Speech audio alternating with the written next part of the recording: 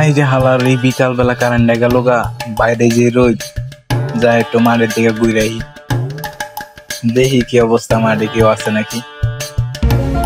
কিরে মনে হইতেছে একটা গান শোনা যাইতেছে, এরকমই মনে হইতেছে।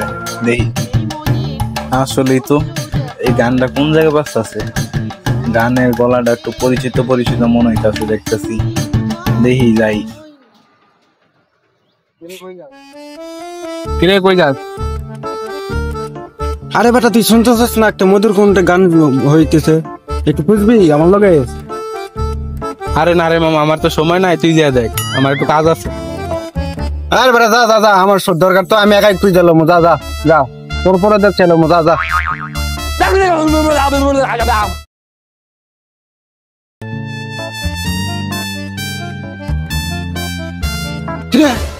ছেলেবেটি দুন দিল এলা না নাই তিনি।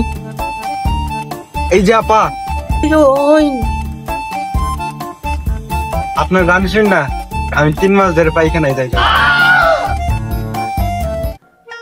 আরে মামা কোন কি সত্যি তাই? আপা আমার পাঁচ ভীষণ কামড়ায়, আপা মুখ দরদ করে, আপনার গান হই না, আমার পায়খানা রাস্তা বন্ধ হয়ে গেছে। তাহলে নিয়ম আছে, নিয়ম ভিন্নরা হয়ে যায়। হ্যাঁ, লাইক করবা, কমেন্ট করবা, শেয়ার করবা, আর আমার চ্যানেলটা অবশ্যই সাবস্ক্রাইব করে রাখবা। তাহলে তোমার জীবন চলবে এবং তোমার পেট চলবে, বুঝছো? তাহলে দাও আপা ইউটিউব লিংক, সাবস্ক্রাইব করবো, লাইক কমেন্টস করবো, পায়খানা যাইতে হইব আমার রাস্তায়।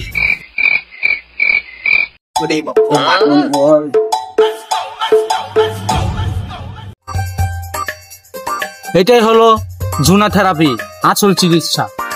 নয়তো আপনার অফিসে যাবেন কুচি মামুনের মতো পায়খানার রাস্তা।